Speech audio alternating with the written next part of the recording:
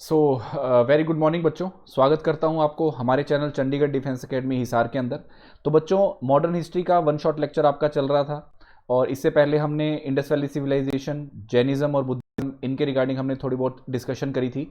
तो आज का जो हमारा टॉपिक है वो हम शुरुआत करेंगे जैनिज्म से आगे। यानी अब अगर हम इंडिया की बात करता हूं तो आपका जो मगध एम्पायर है वो शुरू हो जाता है और इसके अंदर आपके आएंगी डायनेस्टीज।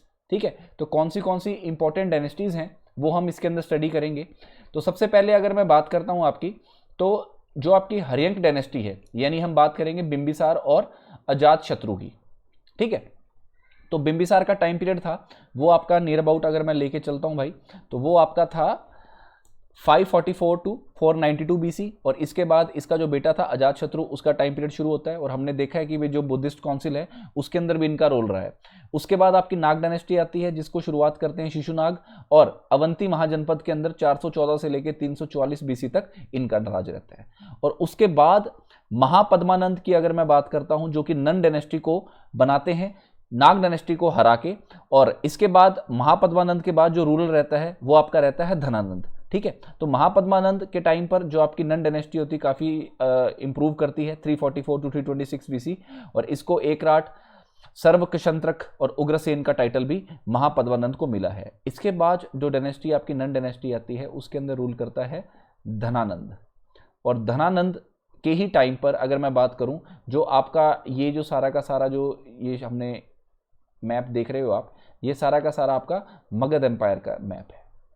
ठीक है, और इसी टाइम पर अगर मैं बात करूं, यहां पर जो अलेक्जेंडर है, अलेक्जेंडर द ग्रेट आपने सुना होगा, उसकी इन्वेजन इंडिया के अंदर होती है। और अलेक्जेंडर के रिगार्डिंग अगर मैं बात करूं, ठीक है, हालांकि ये चीज़ आ चुकी है इधर, अलेक्जेंडर की जो एंट्री होती है वो अगर बात की जाए तो वो आपकी इस हाइडेप्सिस रिवर पे होती है। और यहाँ पर इसका जो मेन चैलेंज होता है वो देता है पोरस। तो इसके रिगार्डिंग जो क्वेश्चन आया हुआ है वो ये हुआ है कि अलेक्जेंडर कौन सी रिवर पार नहीं कर पाया था, तो वो थी आपकी इंडियन झेलन रिवर, और जिसको उस टाइम पर हाइडेप्सिस रिवर भी बोला गया है। ये क्वेश्चन आया हुआ है। ठीक है, तो हाइडेप्सिस या झेलम एक ही बात है, इसको थोड़ा सा ध्यान से रखना। और पोरस था जहां पर अलेक्जेंडर का मुकाबला हुआ था। इस जीत के बाद ये इंडिया के अंदर एंटर नहीं हो पाया था। जो इसकी आर्मी थी वो सारी की सारी हार चुकी थी, या इतना भाई ज़्यादा ओवर एग्जॉस्ट हो चुकी थी कि वो जो मगध एम्पायर है उसका सामना नहीं कर सकती थी। ठीक है, तो अब बात करता हूं भाई आपके बिंबिसार की। तो ये बुद्धा का कंटेम्प्रेरी था। कॉन्कर्ड अंग यानी ईस्ट बिहार को इसने कॉन्कर किया था। और इसके बाद रूलिंग फैमिलीज ऑफ कोसला, वैशली और मद्रा, इनके अंदर इन्होंने मैट्रिमोनियल अलायंस कराए थे। इसके बाद इनका लड़का था अजात शत्रु, जिसने इसको मार के थ्रोन को ऑक्यूपाई किया था, वैशाली और कोसला को नेक्स्ट किया था। और बुद्धा इसी की रीन में एक्सपायर हो जाता है या चला जाता है। फिर उदयन की अगर मैं बात करता हूं भाई, उदयन 460-444 अजातशत्रु का सक्सेसर था और इसने नई कैपिटल पाटलिपुत्रा के अंदर स्टैब्लिश करी थी। और आखिरी रूलर था नागदशक। फिर नाग डायनेस्टी आती है, शिशुनाग इसको स्टैब्लिश करता है। मिनिस्टर ऑफ नागदशक था, इसको कालाशोक सक्सीड करता है। Destruction of power of Avanti जहां Mahajanapada, and last ruler was Nandivardhan. और नाग डायनेस्टी को अनेक्स किया जाता है या खत्म किया जाता है नंद डायनेस्टी द्वारा, जिनको महापद्मानंद की एक तरह से मैं कहता हूं महापद्मानंद जी ने नंद डायनेस्टी को फाउंड किया था। और नॉन क्षत्रिय डायनेस्टी थी भाई, कलिंग को एम्पायर के अंदर ऐड किया था, 10 साल तक रूल किया था। लास्ट रूलर धनानंद था। और इसके बाद अगर मैं बात करूं, इस टाइम पर अलेक्जेंडर इंडिया के अंदर इन्वेड करता है, जहां पर नियर अबाउट जो मगध एम्पायर है उसके अंदर 2 लाख से ऊपर इन्फेंट्री, 60,000 से ऊपर कैवलरी और 6,000 से ज्यादा वॉर एलिफेंट्स थे। अगर अलेक्जेंडर की बात करता हूं तो अलेक्जेंडर उस टाइम पर हॉर्सेस के ऊपर ज़्यादा डिपेंडेंट था। और वहाँ पर इंडिया की अगर मैं बात करूँ तो इंडिया के अंदर वॉर एलिफेंट्स यूज़ किया जाते थे। ठीक है, तो अलेक्जेंडर की एंट्री सब कॉन्टिनेंट में हो चुकी है भाई, मे 326 बीसी के अगर आसपास अगर हम बात करते हैं। और ये मैं बता चुका हूँ कि क्वेश्चन अगर पूछा जाता है तो वो पूछा जाता है भी अलेक्जेंडर कौन सी रिवर पार नहीं कर पाया था, वो थी आपकी हाइडेप्सिस रिवर। अब स्टैब्लिशमेंट होती है मौर्यन एम्पायर की, जहां पर चंद्रगुप्त मौर्य को तैयार किया जाता है। और इनको तैयार कौन करता है? इनको तैयार करता है भाई जिसको हम सब जानते हैं। कौन भाई? अंदाजा अगर आपको हो, नहीं पता तो इनको तैयार करने वाला जो इंसान था, रियल अगर मैं बात करता हूं, रियल पॉइंट ऑफ व्यू से अगर हम बात करें तो चंद्रगुप्त मौर्य से पहले बात की जाती है आपकी किसकी? आचार्य चाणक्य की। ठीक है, चाणक्य ही वो इंसान था जिसने चंद्रगुप्त मौर्य को तैयार किया था और मौर्यन एम्पायर की एस्टेब्लिशमेंट करी थी। चाणक्य का अगर असली नाम अगर किसी को पता हो तो भाई कमेंट में जरूर लिखना, लेकिन मैं आपको फिर भी बता देता हूं, चाणक्य को कौटिल्य बोला जाता था। ठीक, कौटिल्य इनका असली नाम था। उनका लिंक अगर मैं बात करूं तो तक्षशिला से था। और इन्हीं के टाइम पर अगर मैं बात करता हूं भाई, जो एक, हालांकि अगर मैं बता देता हूं कि इसको ओवरऑल जो चंद्रगुप्त मौर्य का टाइम पीरियड था, इन्होंने मौर्य डिस्ट्रिक्ट को फाउंड किया था and took the advantage of growing weakness of Nanda empire and with the help of Chanakya he overthrew the Nanda and established the Mauryan dynasty and he ran over the whole Indian with an army of 6 lakh and liberated the northwest India from Seleucus Nicator।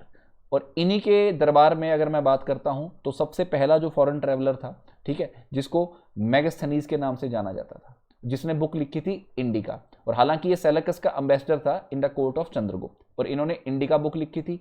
और अगर मैं बात करूं चंद्रगुप्त की, इन्होंने अर्थशास्त्र book लिखी थी जो कि इकोनॉमिक की बुक थी। ठीक है, तो इंडिका की अगर मैं बात करूं तो मेगास्थनीज का वर्क था, इन्होंने ओवरऑल इंडिया का सारा बताया हुआ था। और अर्थशास्त्र भी फ्यू सेंचुरीज अगर मैं बात करूं मॉडर्न रूल का, वो उन्होंने लिखा था। उसकी इकोनॉमिक और एडमिनिस्ट्रेशन वगैरह की सभी चीजें उन्होंने बताई हुई थी।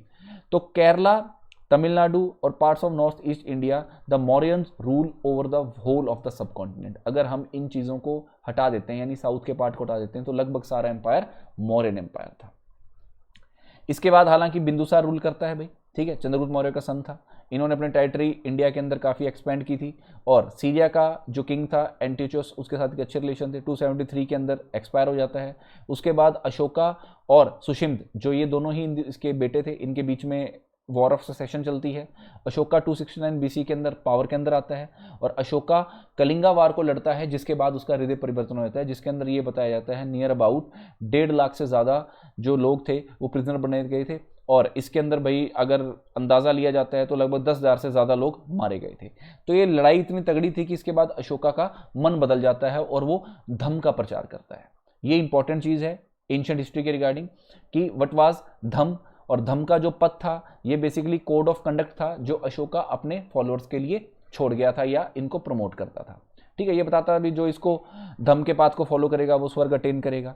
ठीक है, और इसका जो जिक्र था या मैसेज ऑफ धम्म था, इसको डिसाइफर किया था जेम्स प्रिंसेप ने 1837 एडी के अंदर। और जो मैसेज था धम्म का वो काफ़ी ज़्यादा पिलर्स हैं और रॉक इंस्क्रिप्शन थे उनके ऊपर दिया गया था, जैसे कि कांधार, साब्सगढ़ी, कलसी, मनशेरा, गिरनार, सोपारा, येरुगढ़ी, जौगुड़ा, और इनको 14 रॉक मेजर एडिट्स बोला गया है भाई। और इनके रिगार्डिंग क्वेश्चन आपके आए हुए हैं। तो अगर मैं 14 मेजर रॉक एडिट्स की बात करता हूं तो भाई, तो सबसे पहले तो आपका आता है prohibition of killing animals, medical services to human being, moral conduct of people and offence officers, respect to Brahmans, Dhamma ghosh और Bheri ghosh, appointment of officer for preaching Dhamma, treating slaves and animal with kindness, king's desire for the welfare of the people, religious tolerance, Ashoka की visit Bodhgaya के ऊपर, criticism of ceremonies, giving of desire of fame, respect to elder, women welfare, Kalinga की victory, ठीक है, and summary of purpose of the edits, ये आपके 14 के अंदर है। तो भाई इनके जो टर्म्स, जो इनके टेन्योर है, टेन्योर तो नहीं कह सकता, जो नंबर है वो थोड़े से याद रख लेना भाई, इनके रिगार्डिंग आपके क्वेश्चन बन जाते हैं। ठीक है, मौर्यास की अगर मैं बात करता हूं, यानी अशोका के बाद, अशोका के जाने के बाद काफ़ी इंडिया के अंदर जो नेटिव डायनेस्टीज थी, ठीक है, और खासकर फॉरेन डायनेस्टीज थी, वो इंडिया के अंदर रूल करती हैं। जैसे कि इंडियन डायनेस्टीज की बात करूं, शुंग्स, कन्नव, सतवाहन्स। और अगर मैं बात करूं फॉरेन डायनेस्टीज की, जिसके अंदर इंडो ग्रीक्स, ठीक है, इंडोसीथियंस, कुशान्स, जैसे कनिष्क की अगर मैं बात करता हूं तो कनिष्क कुशान रूलर था। तो ये लोग इंडिया के अंदर आते हैं भाई, और लगभग आप ये लेके चलो 2nd सेंचुरी बीसी तक ये रहते हैं। नहीं तो कुशान्स की अगर बात करूं तो नियर अबाउट 72 बीसी तक इनका रूल रहता है। ठीक है, और फिर इन बिटवीन ही आती है आपकी संगम एज। संगम एज बेसिकली अगर मैं बात करूं तो आपके नॉर्थ से लेके जो साउथ के जो स्कॉलर्स थे, इनका आपस के अंदर जो मिलन होता है वो संगम एज को बताता है। मेन इंपॉर्टेंट डायनेस्टी थी चोलाज, पांड्याज और चेराज। चोलाज की अगर बात करता हूं तो नॉर्दर्न तमिलनाडु में रूल करते थे, इरोयर कैपिटल थी और ज्यादातर कॉटन ट्रेड के लिए जानी जाती थी। ठीक है, पुहर। और ग्रेट रूलर करिकाला था और रॉयल एम्बलम इनका था टाइगर। साउदर्न तमिलनाडु की अगर बात करता हूं वहां पर पांड्याज थे और इनका जिक्र मेगास्थनीज ने किया हुआ है। कैपिटल मदुराई थी। नंदू जेलियन इनका रूलर था और रॉयल एम्बलम था कार्पफिश। चेराज की बात करता हूं तो केरला रीजन से बिलोंग करते थे। कैपिटल वंजी थी। सेन गुप्ता है, सेन गुप्तन ग्रेट रूलर था। रॉयल एम्बलम की बात करूं तो बोर एरो थे और इनका जिक्र होता है कि इन्होंने स्टार्टिंग में रोमन्स के साथ ट्रेड शुरू किया था। तो ये कुछ इंपॉर्टेंट चीजें भाई ये मैंने इसमें डाली हैं, इन्हीं के बार क्वेश्चन नहीं आएगा। ठीक है, अब इसके बाद अगर मैं मौर्य एम्पायर की बात करता हूँ, मौर्य एम्पायर के बाद इंडो सीथियन, इंडो ग्रीक्स की बात करते हैं। फिर आपके काफ़ी स्कूल ऑफ आर्ट आते हैं, जैसे Mathura school of art, Amravati school of art, ठीक है, और आपका गांधार स्कूल ऑफ आर्ट। इनके रिगार्डिंग आपके थोड़े बहुत क्वेश्चन पूछे जाते हैं कि भाई बुद्धा, इनमें बेसिकली क्या था, इन स्कूल ऑफ आर्ट्स के अंदर इनमें डिपिक्ट किया गया था आपके, क्योंकि ये लगभग बुद्धिज्म और जैनिज्म के ऊपर थी, ज़्यादातर तो बुद्धिज्म के अंदर थी, और इनके अंदर ये बताया गया भी कौन से सैमस्टोन का यूज़ किया गया है, ठीक है। और इनका आपका पूरा जो डिस्क्रिप्शन है वो मैं अपने नोट्स में वैसे दे सकता हूँ, अगर किसी को इंडिविजुअल नोट्स चाहिए तो मेरे को व्हाट्सएप कर सकता है, तो मैं आपको सारे जो हिस्ट्री है उसके पीपीटीज और नोट्स व्हाट्सएप करूँगा, उसमें लगभग 90% आपका सिलेबस कवर है, वहाँ से आप चीज़ें पढ़ सकते हो, ठीक है। गुप्ता इंपॉर्टेंट है भाई, तो अभी हम इसको लेके चल रहे हैं। तो गुप्ता डायनेस्टी की बात करता हूँ तो ये वैश्य कम्युनिटी से बिलोंग करते थे। पहले रूलर श्रीगुप्त थे, जिन्होंने भाई मगध रीजन की स्मॉल टेरिटरी को रूल किया था। सेकंड रूलर गडोत्कच गुप्त थे। मेन रूलर थे चंद्रगुप्त वन, जिसने लिच्छवी प्रिंसेस से शादी करी थी, और ये इंपॉर्टेंट क्वेश्चन है, आया हुआ है। टाइमलाइन 319 एडी से 335 एडी। समुद्रगुप्त की बात करता हूँ तो 335 से 375 एडी। इनको नेपोलियन ऑफ इंडिया भी माना जाता था, और इनको ये टाइटल या इसका जिक्र किसने किया है, विंसेंट स्मिथ ने किया है। और हरिशेर के प्रयाग इंस्क्रिप्शन में इसका जिक्र है, जो कि क्वेश्चन आया हुआ है लास्ट टाइम पे, ठीक है। हरिशेर, हरिसेन, ये थोड़ा लगभग बराबर सी बात है, लेकिन इनका जो इंस्क्रिप्शन था प्रयाग प्रशिष्टि के नाम से दिया जाता है, वो चीज़ समुद्रगुप्त की इंस्क्रिप्शन बताता है। फिर चंद्रगुप्त सेकंड या चंद्रगुप्त विक्रमादित्य नाम दिया गया इसका भाई। फाहिन नाम का जो चाइनीज ट्रेवल था वो इसके अंदर आया था। और देवी चंद्रगुप्तम उन्होंने भी देखी है, और इसके अंदर इन्होंने ये चीज़ लिखे हैं कि इनके 9 ज्वेल्स थे, जिसके अंदर कालिदास वगैरह ये भी सब इसके अंदर शामिल थे, बरीहीर, मिहिर, ठीक है। तो ये 9 ज्वेल्स थे जो चंद्रगुप्त की कोर्ट के अंदर थे, चंद्रगुप्त सेकंड की कोर्ट में। फिर 414 से 455 एडी की बात होती है तो कुमारगुप्त आता है, ठीक है, इन्होंने नालंदा यूनिवर्सिटी की फॉर्मेशन रखी थी। स्कंदगुप्त की बात करें तो 455 से 467 एडी इन्होंने हुन्स को डिफीट किया था। तो ये भाई एक ही स्लाइड में आपके गुप्ता डायनेस्टी के सभी रूलर का जिक्र है।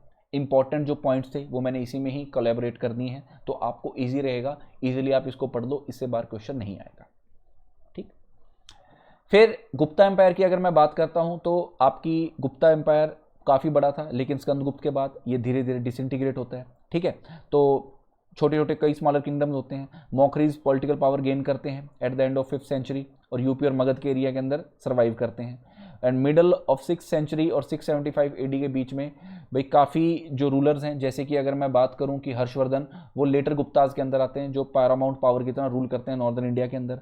पल्लवाज और चालुकाज की बात करें तो ये साउथ इंडिया के अंदर रूल करते हैं भाई, ठीक है। और इसके बाद वैसे चोला एम्पायर आता है, लेकिन हर्षवर्धन का जिक्र कर देते हैं। तो हर्षवर्धन बेसिकली पुष्य विभूति वंश से था, ठीक है, पुष्य विभूति वंश, ठीक है, ये इनसे डायनेस्टी से बिलोंग करते थे भाई, ठीक है। हालांकि राज्यवर्धन वगैरह और इनकी जो सिस्टर थी, ठीक है। और हर्षवर्धन को जो इंपॉर्टेंट पॉइंट हर्षवर्धन का बनता है, ज़्यादा डिटेल में नहीं बात करेंगे। हर्षवर्धन बेसिकली एक पोइट था राजा के साथ साथ, और इसने 3 चीज़ें लिखी थी। एक थी प्रिया दर्शिनी, राज नंदिनी, ठीक है, प्रिया दर्शिनी, राज नंदिनी, और एक मिनट, और एक इसका, एक मिनट को जरा यार, यहाँ पर ये चल क्यों नहीं रहा, एक मिनट,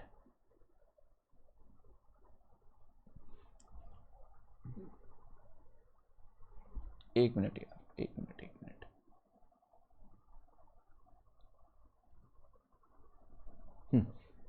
ठीक है। तो हर्षवर्धन का जहाँ जहाँ जिक्र आ जाता है, तो हर्षवर्धन बेसिकली राजा तो था ही था, लेकिन इसके साथ साथ एक अच्छा पोइट भी था।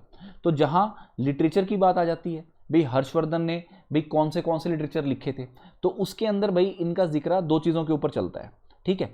एक तो ये है कि हर्षवर्धन के राज्य के अंदर या हर्षवर्धन के कोर्ट के अंदर, ठीक है, एक मिनट बेटा, हर्षवर्धन के कोर्ट के अंदर एक इसका फ्रेंड था और इनका पोइट था, ठीक है, जिसने हर्ष चरित्र के नाम से, हर्ष चरित्र में एक बार लिख देता हूं भाई, यहां पे लिख देता हूं,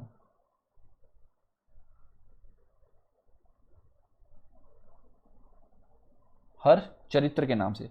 भाई राइटिंग थोड़ी सी गड़बड़ है बेटा, बाकी आप सबने पढ़ भी लिया होगा, लेकिन ये आप अलग से लिख सकते हो, ठीक है। तो हर्ष चरित्र के नाम से एक बुक थी भाई, एक लिटरेचर था, ठीक है। ये LITT लिख रहा हूँ, इसको थोड़ा सा ध्यान दे देना भाई, ठीक है, कहीं आपको ऐसा लगे, ठीक। तो हर्षचरित्र के नाम से एक लिटरेचर था, ठीक है, जो हर्षा के टाइम पे चला था, ठीक। और इसके अंदर बेसिकली क्या चीज़ें थी कि इसमें पूरा का पूरा जो हर्षवर्धन एम्पायर है इसके रिगार्डिंग बताया गया था, ठीक है। और जब ये चीज़ें इसके अंदर आई थी ना, तो उसके अंदर सबसे बड़ी चीज़ इंपॉर्टेंट यही पूछा जाता है आपसे कि भाई हर्ष जो चरित्र था वो लिखा किसने था, ठीक। हर्ष चरित्र का जो वर्णन है वो किसने किया था।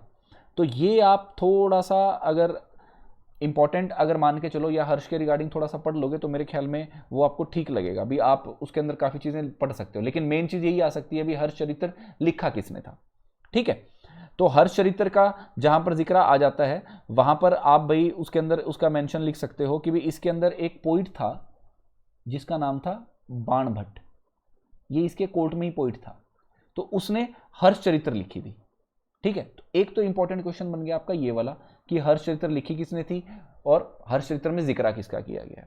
दूसरा था जो यहां पर ये थोड़ा सा आपको ना यार ये दिख नहीं रहा, लेकिन मैं इसको थोड़ा सा और लिख देता हूं भी, हर्षवर्धन ने भी लिटरेचर लिखे थे, यहां पर लिख रहा हूं। तो हर्षवर्धन के 3 लिटरेचर थे, एक थी रत्नावली, ठीक है, एक थी आपकी, एक मिनट भाई, प्रिया दर्शिका, ठीक है, और एक थी आपकी नाग नंदिनी, ठीक है। और हर्षवर्धन ही वो टाइम पीरियड था या हर्षवर्धन ही वो भाई जो इंसान था जिसके टाइम पर जो नालंदा यूनिवर्सिटी थी वो पीक पे रही थी, ठीक है। तो ये है भाई, और हर्षवर्धन भाई रिलीजियस गैदरिंग वगैरह करवाता था जो अभी प्रयाग है, इलाहाबाद के आसपास के जो एरिया में वहां पे, ठीक है। और ह्यूंग टसेंग के नाम से एक ट्रैवलर था भाई, ह्यूएंग टसेंग, ठीक है। तो हुआंग टसेंग कह लो, हुआंग टोएंग कह लो, जिसने एक बुक लिखी थी सी यू की, उसमें भी हर्षवर्धन का जिक्र था। तो ये थोड़ी सी इंपॉर्टेंट चीज़ें भाई जो आपको थोड़ी सी पता होनी चाहिए, ठीक है। बाकी तो और कोई लंबी चौड़ी इसमें कहानी नहीं है, इन्हीं के रिगार्डिंग क्वेश्चन बनते हैं। फिर पल्लवाज और चालुकाज की अगर मैं बात करता हूं तो भाई, तो पल्लवाज चालुकाज की अगर मैं बात करता हूं तो ये साउथ के अंदर रूल करते थे, तमिलनाडु के रीजन के अंदर, ठीक है, और चालुकाज कर्नाटका के रीजन के अंदर थे। तो अगर मैं थोड़ा सा इसका जिक्र आ जाता है, ठीक है, तो ये आपको मैं 1 मिनट इसी में स्लाइड में समझा देता हूं। तो इसके अंदर जो जिक्र आता है चालुक्याज का वो आता है पुलकेशिन का, वो भी पुलकेशिन 2, पुलकेशिन 2 का जिक्र आएगा क्योंकि पुलकेशिन 2 वो रूलर था जिसने हर्षवर्धन को हराया था, डिफीटेड हर्षवर्धन, ठीक है। तो साउथ इंडिया के अंदर तभी हर्षवर्धन पावर में नहीं आ पाया था, ये मिडिल इंडिया से ऊपर ही रहा था। पुलकेशिन 2 का जिक्र आता है जो चालुक्य डायनेस्टी से बिलोंग करता है। बाकी पल्लवाज की अगर बात आती है तो भाई वहां पर आपके भाई जैसे महेंद्र वर्मन 2 हो गया, ठीक है, और इसको हालांकि पुलकेशिन ने हराया था, लेकिन बाद में पुलकेशिन को भी इनके जैसे मम्मला हो गया, महाबली के नाम से जाना था, नरसिंह वर्मन, उन्होंने हरा दिया था, ठीक है। तो ये लगभग जनरेशन इनकी काफ़ी उसमें वॉर के अंदर गई है भाई, लेकिन ये इंपॉर्टेंट चीज़ें हैं वो लगभग मैंने आपको इसी में ही कवर कर दी हैं, इससे ज़्यादा बाहर नहीं आएगा। अब इसके बाद जो इंपॉर्टेंट चीज़ आती है वो आपकी आती है चोला एम्पायर, जो कि 848 से 170 एडी के बीच में है, जिसमें विजयराज चोला या विजयलय चोला ने फॉर्म किया था। डायनेस्टी प्रोमिनेंस में आई थी राज राजेश्वर चोला के अंदर, ठीक है, काफ़ी ग्रेटेस्ट कॉन्करर था। और इनकी अगर मैं बात करूं तो आंध्र प्रदेश, कर्नाटका, तमिलनाडु और श्रीलंका का पार्ट इसके अंदर था। तमिलनाडु, केरला, साउथ कर्नाटका, आंध्रा, नॉर्थ, मालदीव्स तक इनका जिक्र था। और इनके टाइम पर जो नेवी थी या नेवी एक्सपेडिशन वो बहुत स्ट्रांग था, इनकी बहुत स्ट्रांग नेवी थी, इसलिए इनको जाना जाता है। फिर आता है राजेंद्र चोला, ये इंपॉर्टेंट रूलर था, इसके अंदर श्रीलंका को और लक्षद्वीप आइलैंड्स को कॉन्कर किया था। और इस टाइम के ऊपर भाई अगर मैं बात कर रहा हूँ ये बेसिकली डिफीटिंग है, साउथ ईस्ट एशिया के अंदर संग्राम विजय तुंगवर्मन को डिफीट किया था भाई सुमत्रा रीजन के, और इंडोनेशिया उस टाइम पर सुमत्रा आइलैंड था जिसको नेवल एक्सपेडिशन से जीता गया था। ये चीजें देख लो भाई, ये वाला सारा का सारा एरिया इनके अंडर था, कुछ ये पार्ट हो गया, ठीक है, ये रहा ये एरिया, ठीक है। और इनको टाइटल मिला था गंगाई कोंडा चोला के नाम से। बे ऑफ बंगाल ये चोला लेक है भाई इधर, जैसे ये बताया गया है, ठीक है ना, ये वाला जो एरिया है ना आपका सारा ये रहा, ये यहाँ पे ये आपकी बे ऑफ बंगाल है, और यहाँ पर चोला लेक हुआ करती थी भाई, और इसको कंट्रोल में लिया था महिपाल को डिफीट करके। तो ये राजेंद्र चोला का इंपॉर्टेंट है। और टेम्पल की अगर बात आ जाती है तो बृहदेश्वर शिवा टेम्पल है वो इन्होंने बनाया था भाई राज राजेश्वर चोला ने। थंजावुर नाम की जगह है तमिलनाडु के अंदर, वहाँ पे 217 फीट की हाइट थी। और सबसे बड़ी इंपॉर्टेंट चीज़ थी यहाँ पर इन्होंने 80 फुट का या 80 टन का एक बहुत भारी पत्थर यहाँ पर लगवाया था, और नटराज इमेज है और लार्जेस्ट नंदी का स्कल्पचर है। तो ये इंपॉर्टेंट चीज़ है भाई। और फिर आपकी अगर मैं बात करता हूँ लास्ट टॉपिक की, वो आपका आता है एंशिएंट इंडिया में अरब इन्वेजन ऑफ मोहम्मद गौरी। ठीक है, सोलंकी डायनेस्टी की अगर मैं बात करता हूँ, इन्वेजन ऑफ मोहम्मद गौरी की बात करता हूँ, सबसे पहला इन्वेजन इनका हुआ था भाई यहाँ से गुजरात के अंदर, जो फाइट ये हारे थे और इसको बोला गया है बैटल ऑफ कयाद्रा, 1178 में हुई थी। इसको नायकी देवी ने डिफीट किया था बुरी तरीके से। और उसके बाद दूसरी इन्वेजन इनकी होती है भाई यहाँ से, और ये जिक्र आता है पृथ्वीराज चौहान का। क्योंकि अगर मैं चौहान की बात करता हूँ या राजपूतों की बात करता हूँ तो आपकी गुर्जर प्रतिहार डायनेस्टी आती है। ठीक है, फिर आपकी आती है पाल डायनेस्टी। ठीक है ना, ये 2-3 डायनेस्टीज आती हैं भाई आपकी इनसे पहले, जो आपके ये राजपूत आते हैं ना, राजपूतों के अंदर आपके एक तो अर्ली राजपूत आते हैं, एक लेटर राजपूत आते हैं। इनके बीच का आता है, वो मैंने थोड़ा सा पार्ट इसलिए स्किप किया क्योंकि वो ज़्यादा थोड़ा सा इंपॉर्टेंट नहीं है, लेकिन हमें पता होना चाहिए भी। एक तो होते हैं गुर्जर प्रतिहार डायनेस्टी, एक होती है आपकी पाल डायनेस्टी, और एक आपकी होती है राष्ट्रकूट डायनेस्टी। ठीक है, तो गुर्जर प्रतिहार जो डायनेस्टी है, मैं एक मिनट यहाँ पर लिख देता हूँ, जीपी डायनेस्टी। इसके अंदर इंपॉर्टेंट अगर मैं बात करता हूँ तो इसमें आपका था नागभट्ट 1, ये रूलर इंपॉर्टेंट था। ठीक है, ये काफ़ी हद तक इंपॉर्टेंट रहा है, उन्होंने काफ़ी अपने किंगडम को अरब इन्वेडर से बचाया है। ठीक है, और उसके बाद इसी में ही आ जाता है मिहिर भोज, ये भी इंपॉर्टेंट रूलर था। फिर राष्ट्रकूट डायनेस्टी की अगर बात होती है तो राष्ट्रकूट डायनेस्टी ये रही भाई, इनके अंदर इंपॉर्टेंट था बंदा दंती दुर्ग। ठीक है, बाकी अमोघ वर्ष इसमें ग्रेटेस्ट रूलर था, जैन रिलीजन का फ्लोर था और एक ग्रेट स्कॉलर था। दंती दुर्ग के बाद आ जाता है आपका अमोघ वर्ष, ये थोड़ा सा इंपॉर्टेंट आ जाता है। फिर पाल डायनेस्टी की अगर मैं बात करता हूं भाई, ये रही आपकी पाल डायनेस्टी, तो इसको फाउंड किया था गोपाल ने। ठीक है, और बाद के अंदर पाल डायनेस्टी और जो राष्ट्रकूट डायनेस्टी है, ये दोनों कंबाइंड होके गुर्जर प्रतिहार डायनेस्टी पे अटैक करते हैं और इनकी चीज़ें चलती रहती हैं।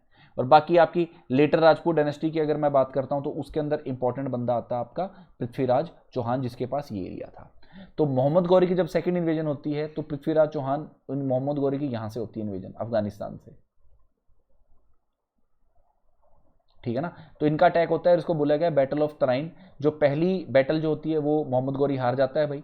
ठीक है, चौहान इजीली डिफीट कर देता है गौरी को, और उसके बाद ठीक 1 साल बाद दूसरी बैटल होती है, सेकंड बैटल ऑफ तराइन, जिसके अंदर शॉक टैक्टिक्स का यूज करके मोहम्मद गौरी जीत जाता है। अचानक हमले को कहते हैं शॉक टैक्टिक्स भाई।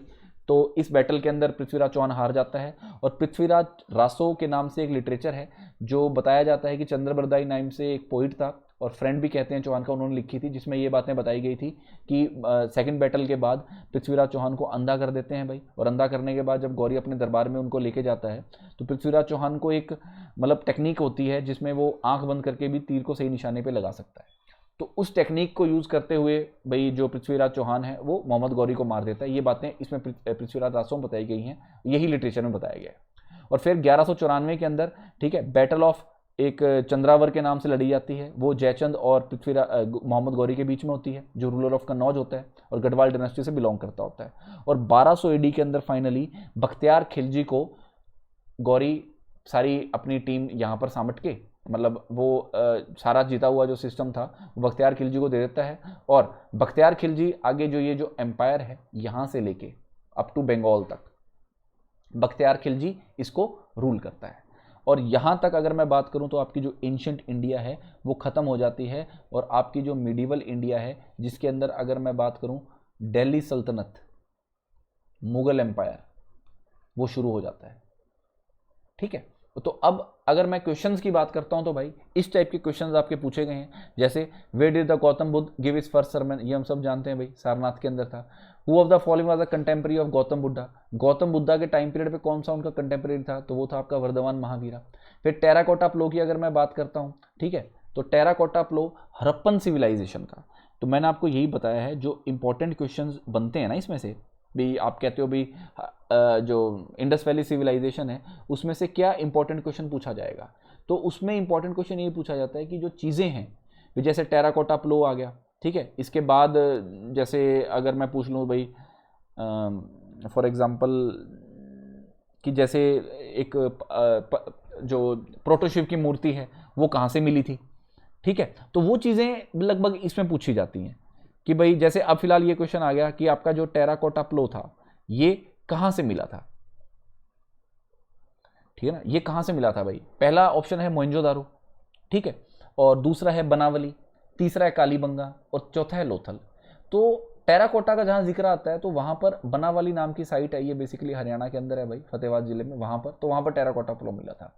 उसके बाद जैसे ये क्वेश्चन आ गया भाई, राजगृह, वैशाली और पाटलिपुत्र, इन चीज़ों में कॉमन क्या है? पाली कैनन, अशोक मेजर, ये भी चीज़ें नहीं, लेकिन बुद्धिस्ट काउंसिल का जहाँ जिक्र आता है वहाँ ये तीनों चीज़ें कॉमन आती हैं।